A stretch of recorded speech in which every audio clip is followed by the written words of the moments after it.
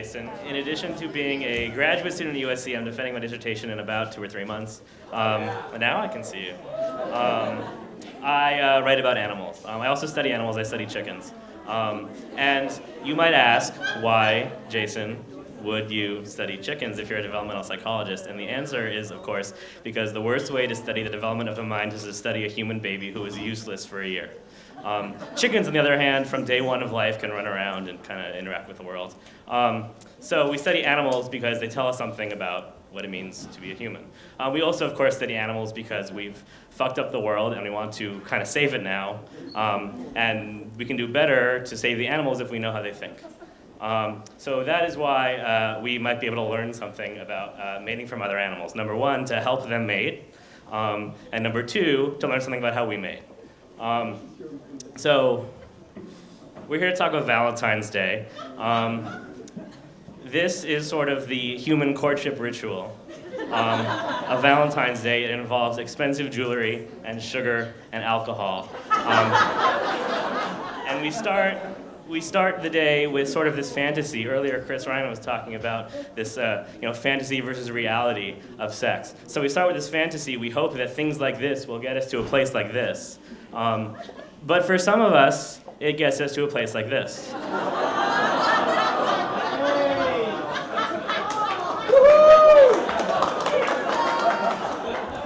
And so the question is, what might we be able to learn from the way that animals engage in foreplay and try to convince another animal to mate with them that we might be able to use to avoid this kind of scenario? So our story starts, like all good stories do, with this guy, with Charles Darwin. He wrote On the Origin of the Species. But he wrote another really important book that perhaps people know a little bit less well, and it was called The Descent of Man in Relation to Sex, Descent of Man and Selection in Relation to Sex by Charles Darwin in 2 volumes with illustrations. And in it, he wrote that the sexual struggle, he understood that sex was complicated, is of 2 kinds. In the one, it is between individuals of the same sex, generally the males, in order to drive away or kill all their rivals. The females remaining passive. We know that this was not precisely true. But the other kind of sexual struggle is between individuals, again, of the same sex, but in order to excite or charm members of the opposite sex, generally the females, which no longer remain passive but are actively choosing their mates. So how might this work in the animal kingdom? This is obviously the most famous example, the peacock's tail. Also, the deer's antlers serve to sort of advertise your status. Birds are known for their kind of whacked out dances. So these birds are called mannequins, which means little men. They're found in Central and South America, and they do dances that kind of look like this.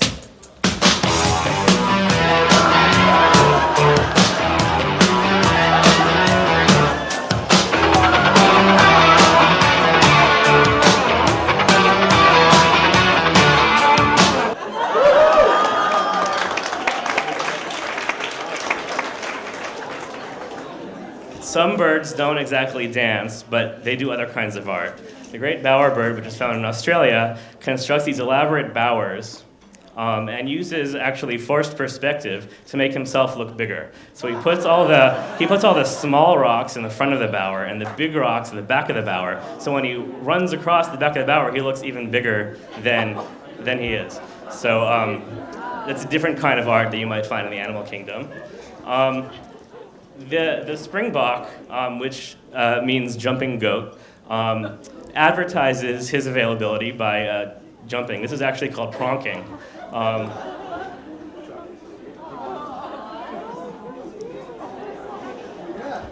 And it actually has a double purpose. In addition to showing his physical prowess, as he jumps, this flap of skin behind his tail kind of opens up. So as he pronks by a female, she might catch a whiff of his scent. Humans, of course, do these kinds of things too. Humans display various kinds of ostentatious plumage. We display our athletic or artistic prowess. We run around and try to make ourselves look bigger. Now, all these kinds of signals, they can either be honest or they can be dishonest. And a signal is honest if it's correlated with something that might be useful to the receiver. So one example among humans might be expensive jewelry or an expensive car. It signals something that is perhaps of interest to the receiver. And one of the ways that honest signals get maintained over evolutionary time is if they're costly, which means that there's a benefit, but also perhaps a disadvantage. These guys are called Tungara frogs. They have these awkward sounds where they sort of start with a whistle and they follow it with anywhere from 2 to like 10 chucks. And the females choose the males based on how many chucks they give. But the problem is that the bats that eat these frogs also choose the frogs to eat based on how many chucks they give. So this is what it sounds like.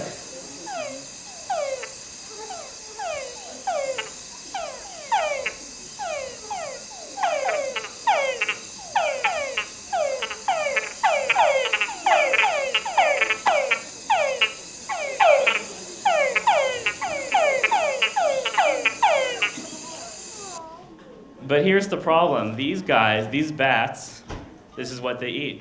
So in this video, you're going to hear these researchers play the sound of a marine toad call, and you'll see the bat just kind of doesn't care. He's grooming himself. But then as soon as they play the sound of that Tungara frog, he takes off. So this is the marine toad sound. And here comes the Tungara frog. He takes off. So it's in that sense that these signals are costly to produce. This guy, he's an Israeli evolutionary biologist. His name is Amotz Zahavi, and he came up with this idea of the handicap principle. And the idea is that a peacock has this giant tail, and it signals to the female, I managed to survive despite having this totally impractical tail.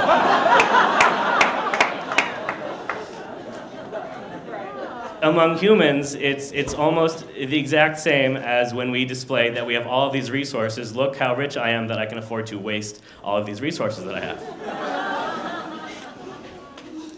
Another way that honest signals can be maintained over evolutionary time is if they're impossible to fake. So if you hear a sound like this, you can probably guess which man it's coming from, Jaleel White or Barry White. You see, I've got a problem.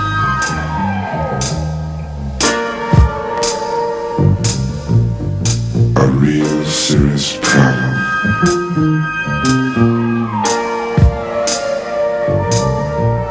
I miss you, girl.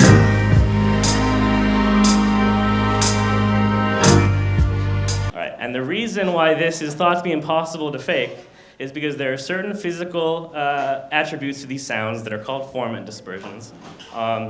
And it's thought that they are limited by the length of the vocal tract. If you have a larger vocal tract, then you'll have a sort of a higher quality sound. And if you have a smaller vocal tract, you'll have perhaps a sound of lower quality. And that is in turn correlated with body size. So it's thought that this is really hard to fake.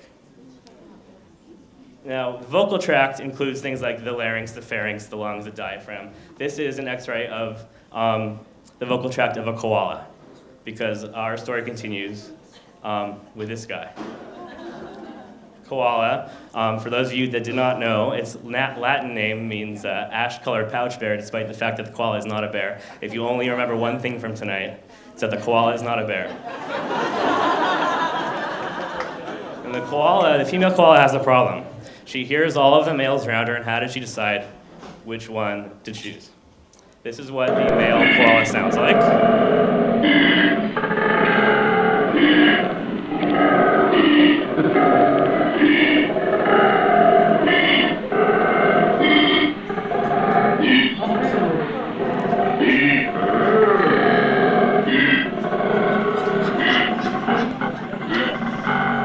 I bet you never knew that those cute guys at the zoo could sound like that. So what these researchers did, they did what's called a playback study, where they put a female in an enclosure and put one speaker on one side, broadcasting one kind of a sound, and another speaker on the other side, broadcasting another kind of sound. And the question was, which way did she go? So they recorded sound from the same male and artificially raised the formants or lowered them. So on one side, they played the sounds of a smaller male, and on the other side, they played the sounds of a larger male. And because they used the same original sound, they could be sure that whatever choice the female was making, it was only on the basis of this one feature for the form and dispersions. And of course, the female chose the side where the sounds from the larger male were coming. So that's interesting. First take-home lesson is that size does matter. Just not quite in the way we typically think size matters. But at the same time that these researchers were out in Australia doing this koala research, there was another group of researchers in the US, and they were studying these guys, North American bison. I'm going to teach you a little bit of Latin. The Latin name for the North American bison is bison. Bison. They're also called the North American buffalo. They are not really buffalo. And what these researchers did was they went out and they recorded the sounds of these buffalo, the male buffalo, and they found that the pattern that they had seen in the koalas, that the other research group had seen in the koalas, was also true for the bison. That the formant dispersions were related to the length of their vocal tract, which in turn was related to the length of their body size. So that's really interesting, that there are these two animals of such a different, that they're so distantly related. One is a marsupial, one is a placental, and yet their calls are subject to the same constraints. But it gets a little bit more interesting. They went and did the sort of playback test. And they played female sounds from a smaller male, and that sounded like this.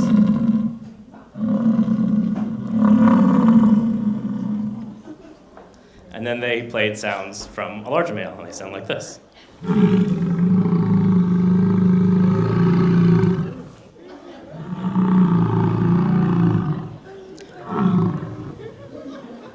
I'm not sure which one is more preferable to all of you, but to the female bison, they preferred the sounds coming from what appeared to be a larger male. So the same pattern of preference in koalas and in bison.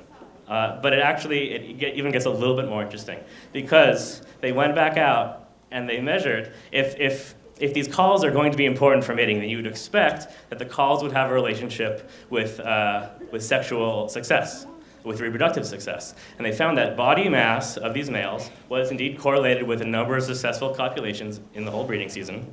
And that in turn was predictive of both the number of offspring that they sired and their dominance rank. So you've got these two relationships, one between the sounds and their body mass, and one between the body mass and their reproductive success. So what you might expect is that the smallest males had the lowest reproductive success, the average size males had sort of average reproductive success, and the largest males had the highest reproductive success. But here's what they actually found. These guys on the far right, the ones that they expected would be the biggest, were actually no bigger than the ones with the average mating success. They just sounded bigger. They found some way to fake it.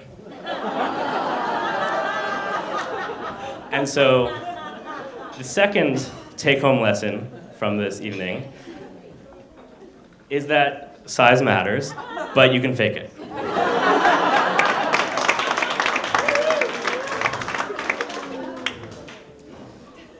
So I want to come back to this idea that we started with of fantasy versus reality. We like to look at the animal world and think of animal sex as pure and natural. But the truth is, it's just as complicated, if not more complicated, than sex among humans. I blame this person for most of our bad understandings of the way that animal love works. Because dolphins are not your friends. Dolphins are assholes.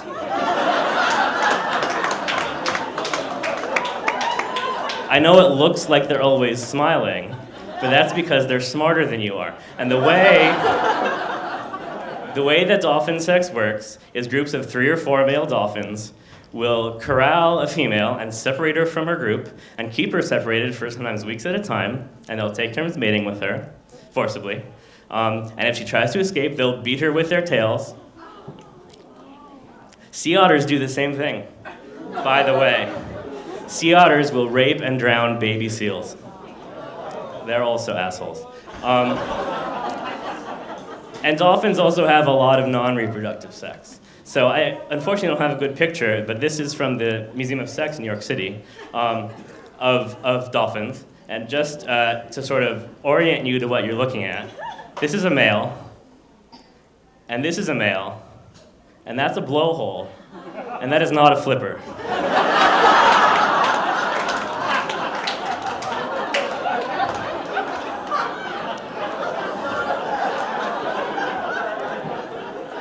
So dolphins truly have blowjobs.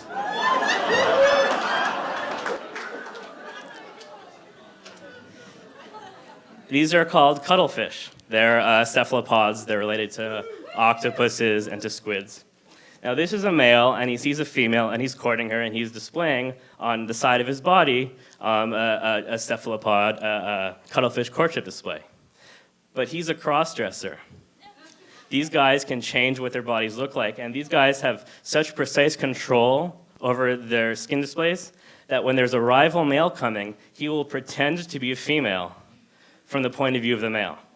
So the female that he's trying to mate with, it's as if nothing has changed, and then the male comes along and he thinks that he's seeing two females. So our male in the middle can sort of finish what he's doing without worrying about getting interrupted by the rival male. This is a camel. Camels do things a little bit differently. When a male camel wants to signal his desire, I'll just let you watch. He drops his throat sac from the back of his mouth and lets it kind of hang down and then slurps it back up. That's how he signals his interest. Giraffes do something really interesting. Don't do it. Oh, man. It was like,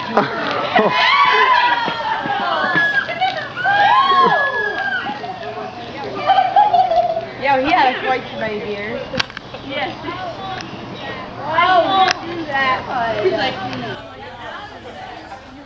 I love the part at the end where he's like licking his lips. So the male giraffe, when he's interested, he will come and he will sort of nuzzle the female in her hind, and she will urinate and he will drink it. And if he likes it, maybe he'll mate with her. And if the female really likes him, even without any prodding, she'll just start urinating as a sign that he should come, have a taste. Humans did not invent the golden shower.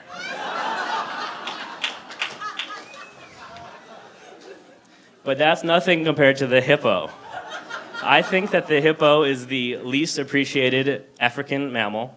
I was reading a lot about hippos this week, and I learned yesterday, in case any of you were wondering, that a hippo's jaw is so powerful that it can bite a 3-meter-long crocodile in half.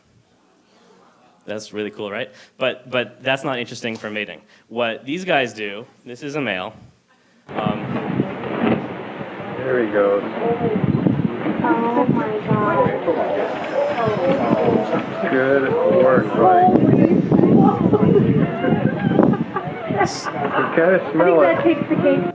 So what the male does is he will shit in the water and then splash the water on the nearby female. And if she's interested, she will turn around and shit in the water and splash it back on him. I have a colleague who refers to this interaction as a shit hurricane.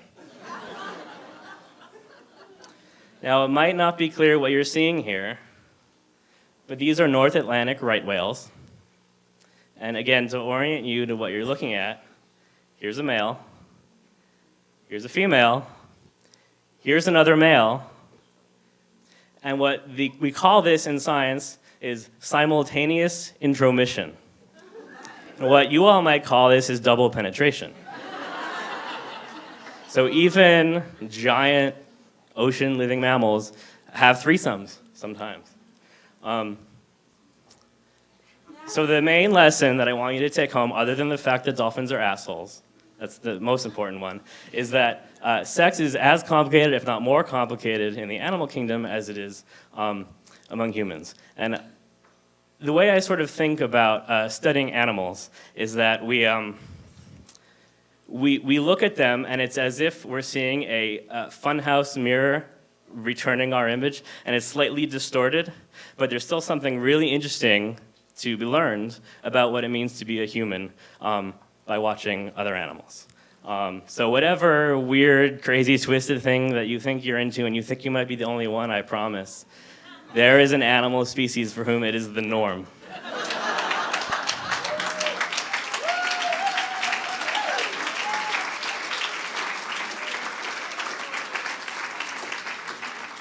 That's all I've got.